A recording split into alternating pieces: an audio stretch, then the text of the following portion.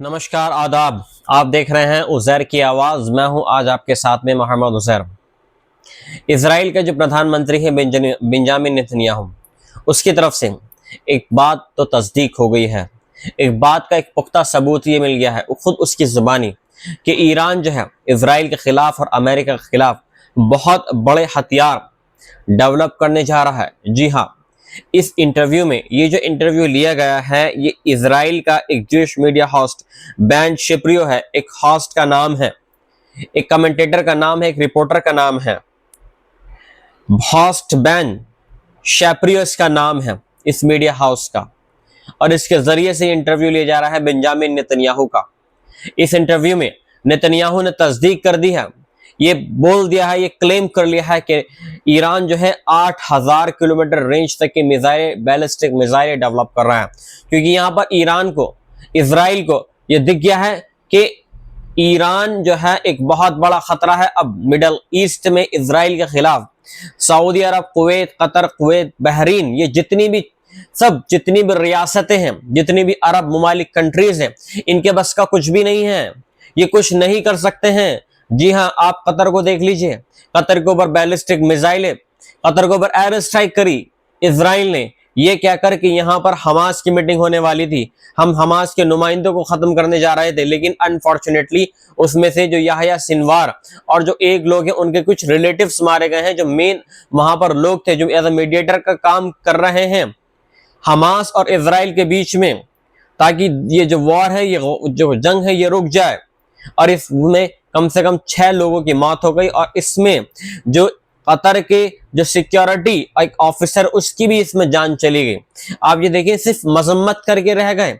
वहां पर अरब ममालिक मुल्कों की कतर के अंदर बैठक बुलाई गई, आपात बैठक, और उस बैठक में भी क्या हुआ, बस नेतन्याहू ने जो अभी जो यूएन असेंबली हुई थी वहां पर नेतन्याहू गया, सिर्फ उसने वहां पर कतर को सिर्फ ये बोला कि हमसे बहुत बड़ी गलती हो गई, हमें ये सब नहीं करना चाहिए था, हमें अगर करना था तो हमें पहले इस चीज के लिए आगाह करना था कतर को, कतर के अमीर को, लेकिन हमने ये सब नहीं किया। बहरहाल तो ईरान की तरफ आते हैं। अब जो सबसे बड़ा यहाँ पर खतरा है वो यहाँ पर ईरान है। जी हाँ, 12 दिन का जो वॉर हुआ था, इस 12 दिन के वॉर में ईरान ने इजराइल के छक्के छोड़ा दिए, धड़ाधड़ बैलिस्टिक मिसाइलें मारी हैं इजराइल के ऊपर। और इन मिसाइलों में ईरान को तो नुकसान हुआ ही है, लेकिन इसके अलावा जो इजराइल को जो नुकसान हुआ है, जो ईरान ने किया दिया है नुकसान, हाइफा के अंदर, तेल अवीव के अंदर जो धड़ाधड़ बैलिस्टिक मिसाइलें मारी हैं, और उसमें एक एक मिसाइल के अंदर जो वॉर हेड तक कई मिसाइलें छोटी छोटी थी, पूरी की पूरी बिल्डिंगें ही तबाह कर दी गई। आप यहां पर देखिए, इजराइल सिर्फ इतना सा है, कोई सऊदी अरब के बराबर नहीं है, जितना आप ये समझ रहे कि कतर, कुवैत, बहरीन है ना, सिर्फ इसी के आसपास की मतलब रकबे के हिसाब से है। और यहां पर जब ईरान ने धड़ाधड़ बैलिस्टिक मिसाइलें मारी हैं तो इजराइल के छक्के छोड़ा दिए हैं।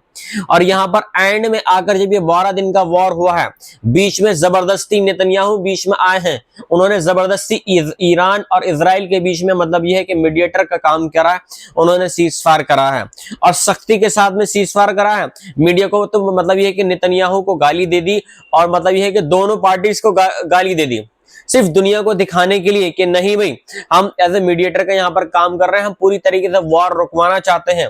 अभी जो हमास के साथ में जो वॉर हो रहा है, जिसमें बेगुनाह जो फिलिस्तीनी है, जो गजा के लोग हैं, 66,000 से भी ज्यादा फिलिस्तीनी यहाँ पर हलाक हो चुके हैं, कौन है उसका जिम्मेदार? यहाँ पर पूरी तरीके से अमेरिका है उसका जिम्मेदार। यहाँ पर पूरी तरीके से जो यूएन असेंबली है, जो नेटो अलायंस है, सिर्फ वही है इस चीज के जिम्मेदार।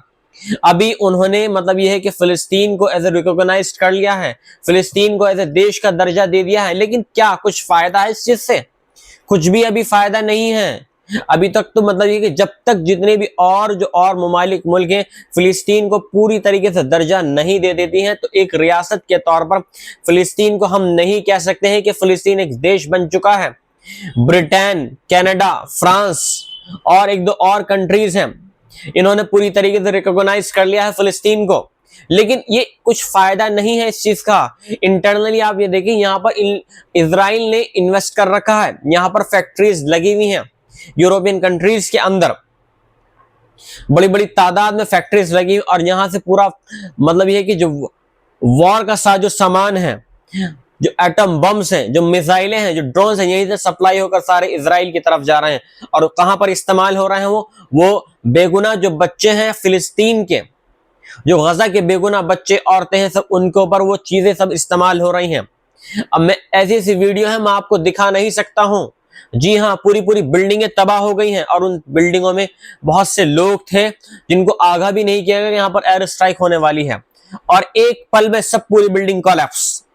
जी हाँ, पूरा सब खत्म।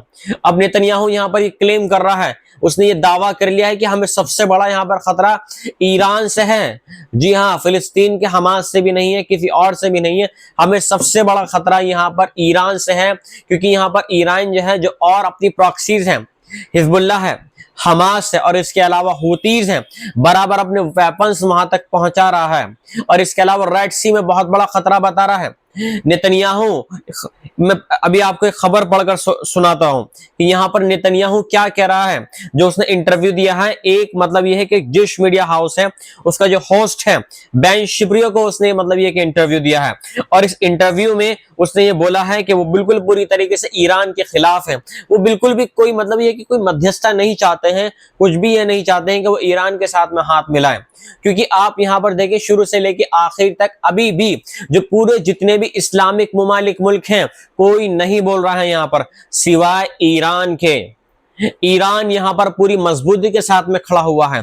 आप ये देखिए, जिस तरीके से एक बॉल मारी जाती है, एक फील्डर वहां पर खड़ा हुआ होता है, हटता नहीं अपनी जगह से, कितना भी उसको लग जाए कि उसको भी पता है कि बॉल उसको कहीं भी लग सकती है, लेकिन वो हटता नहीं है। ऐसे ही ईरान खड़ा हुआ है और बराबर मतलब ये कि सेक्शन पर सेक्शंस लगा रही हैं, ईयू कंट्रीज लगा रही हैं, फ्रांस, जर्मनी, इटली, इन कंट्रीज ने पूरी तरीके से सेक्शंस लगा दिए ईरान के खिलाफ। पूरी इकोनॉमिक अब आहिस्ता आहिस्ता ईरान की कोलैप्स होती नजर आ रही है, लेकिन ईरान यहां पर हार मानने को तैयार नहीं है। उसको पता है कि फिलिस्तीन के अंदर, गजा के अंदर जो मासूम बच्चे मारे जा रहे हैं वो बेगुनाह हैं, उनका कोई कसूर नहीं है। जी हाँ, ये अभी पढ़कर सुनाता हूं क्या बोल रहा है नेतन्याहू ईरान के खिलाफ। Israeli Prime Minister Benjamin Netanyahu is speaking to Jewish media host Ben Shapiro once again incited against Iran and claiming, दोबारा से उसने जोर देकर कहा है और ये क्लेम करा है, ये दावा करा है कि Iran is developing intercontinental ballistic missiles with an 8000 kilometre range. 8000 kilometre range तक की मिसाइलें, बैलिस्टिक इंटरकॉन्टिनेंटल बैलिस्टिक मिसाइलें तैयार कर रहा है ईरान, इजराइल के खिलाफ, अमेरिका के खिलाफ और पूरे यूरोपियन जो कंट्रीज है उनके खिलाफ। अभी ये तक का सबसे बड़ा हथियार है, क्योंकि ईरान के पास में ऐसी ऐसी मिसाइलें हैं जिसकी वजह से पूरा मतलब अमेरिका और इजराइल हिल चुका है।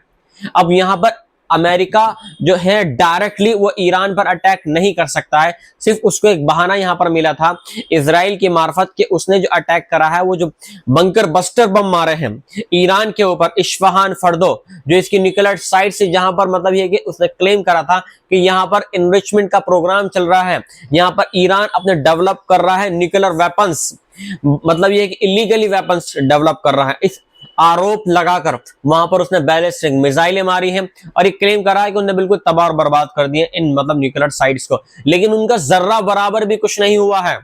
बराबर इनरिचमेंट पे काम चल रहा है, बराबर ईरान के ऊपर सेक्शंस लगाए जा रहे हैं, बराबर ईरान को बराबर टारगेट किया जा रहा है, लेकिन ईरान यहां पर झुकने को तैयार नहीं है।